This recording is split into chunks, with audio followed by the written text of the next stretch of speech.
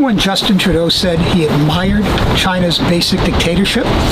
That happened in 2013 when he was Liberal leader but not yet the Prime Minister of Canada. And he was asked during a Liberal fundraiser what country he admired most aside from Canada. And his response was China, because dictatorship allowed it to move faster on acquiring green energy. There's a level of admiration I actually have for China. Because their basic dictatorship is allowing them to actually turn their economy around on a dime and say, we need to go green as fast as we need to start investing in solar. I mean, there is a flexibility that I know Stephen Harper must dream about, of having a dictatorship that he could do everything he wanted, that I find quite interesting. It was a remarkably insensitive thing to say, and it upset many Canadians with origins or family in China, Taiwan, Tibet, Korea, who had all suffered under China's dictatorship.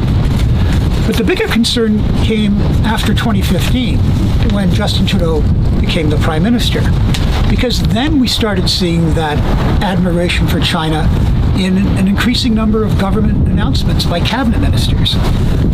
His then Environment Minister, Catherine McKenna, repeatedly praised China as a leader in the fight against climate change, which was absurd because China uses half of the world's coal.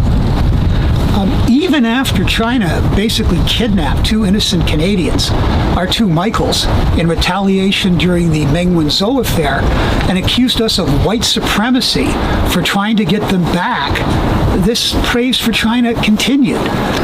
Small Business Minister Mary Ng, I mean, talk about tasteless, in this context, puts out a tweet of herself happily eating Canadian-made ice cream in China.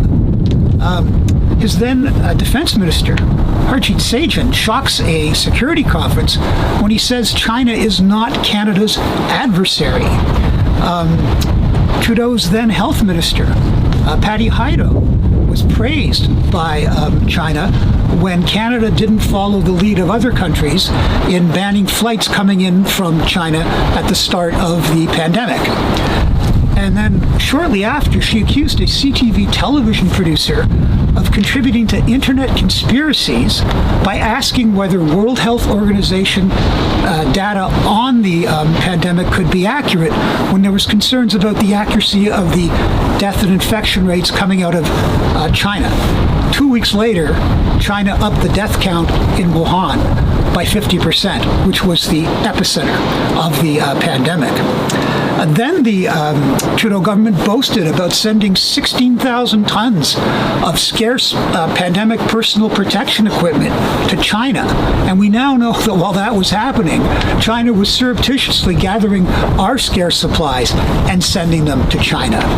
And finally, the Trudeau government thought it would be a good idea to develop a vaccine for Canadians in cooperation with a Chinese company. And the only reason that deal didn't go through was that the Chinese government wouldn't allow the samples of the vaccine to be shipped to Canada.